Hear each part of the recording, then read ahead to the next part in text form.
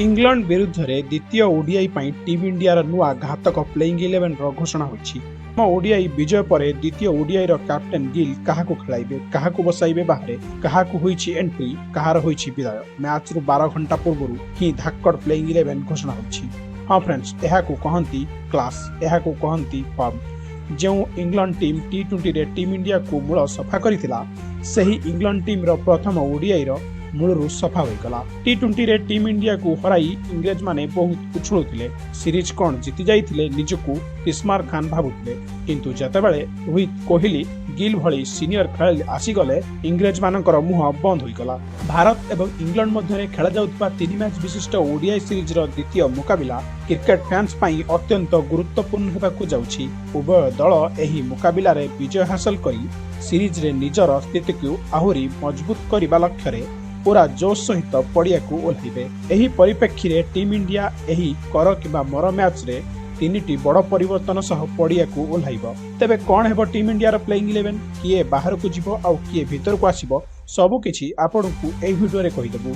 किंतु ता आगर जदि आपण माने मध्य टीम इंडिया रो जने पक्का फैन अटंती, तबे एही वीडियो टिको लाइक और शेयर करी आम चैनल को सब्सक्राइब करबा को जमारू भूलंतु नाही। सबुठारु प्रथम परिवर्तन केएल राहुल को जगह रे ईशान किशन को टीम रे शामिल करा जिवो।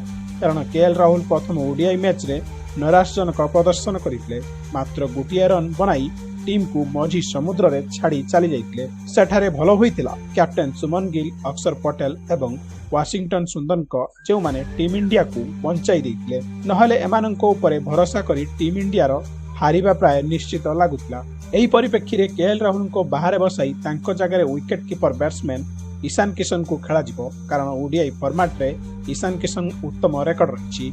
ईशान किशन ओडीआई क्रिकेट रे 200 रन मध्य मारिछंती एवं एहा तांकर सबुठारु बड़ गुण और विशेषत्व बोली मना जाए।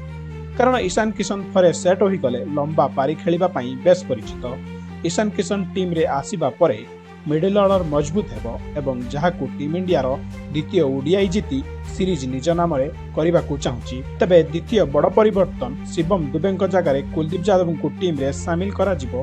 कारण शिवम दुबे बोलर मानक मध्य बहुत महंगा साब्यस्त होइतिले। शिवम दुबे पाखरे एपर्यंत ओडीआई फॉर्मेट रे खेलिबार अनुभव नहीं, कारण से केवल टी20 क्रिकेट खेलती।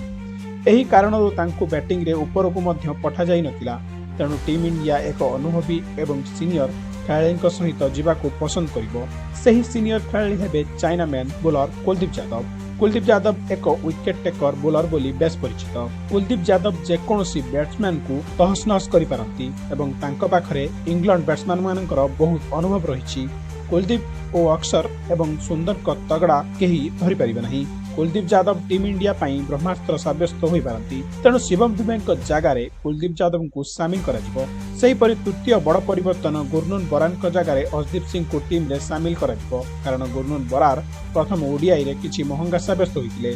2 गोटी विकेट मिलिथिला, किंतु इंग्लिश बैट्समैन माने तांको विरुद्ध रे बड़ बड़ शॉट खेली बोलर को धजिया उड़ाई देथिले। जेउठार जसप्रीत बुमराह को 9 ओवर रे 31 रन देथिले, सेठारे गुरनून बरार 61 रन खर्च करथिले। तेणु गुरनून बरार जगह रे अर्शदीप सिंह को शामिल करा जिवो बोली जणा पड़िछि। तेबे एही 3 बड़ परिवर्तन सह एपरि हेबो टीम इंडिया रो प्लेइंग 11। रोहित शर्मा, सुमन गिल आउ थरे ओपनिंग करिवे। जेउठारे रोहित शर्मा ठारे एक भलो आरंभ आशा करिबा, कारण प्रथम ओडीआई रे से 11 रन करी आउट होइतिले। सेही परि तांको पार्टनर गिल इनिंग्स बोलर मानक क्लास लगाइतिले। गिल 75 बॉल खेली 80 रन बनाइतिले, किंतु तांको इंजुरी होइतिला, जहा पर तांको मैदान छाड़ी बाहर को जीवाको पड़ितिला। सेपरि तृतीय नंबर रे विराट कोहली खेलुथबार नजर आसीबे। प्रथम ओडीआई रे 5 रन बनाइतिले। चतुर्थ नंबर रे श्रेयस अय्यर खेलुथिबे। पंचम नंबर रे ईशान किशन खेलिबे। 6 एवं 7 नंबर रे अक्षर पटेल एवं वाशिंगटन सुंदर को जोड़ी आउ थरे पुणी हलचल मचाइबो, जेपरि प्रथम ओडीआई रे कर देखाइतिले। जोटारे अक्षर पटेल 57 एवं वाशिंगटन सुंदर 52 रन बनाई टीम को जिताई नॉट आउट फेरितिले। तेणु सेमानंक ठारू आउ थरे टीम इंडिया रो भलो प्रदर्शन आशा करुछि। नंबर 8 रे यर्कर किंग जसप्रीत बुमराह खेलुथबार नजर आसीबे। सेही परि नंबर 9 रे अर्शदीप सिंह खेलुथिबे। नंबर 10 एवं नंबर 11 रे यथाक्रमे प्रसिद्ध कृष्णा एवं कुलदीप यादव नजर आसीबे। एही टीम इंडिया प्लेइंग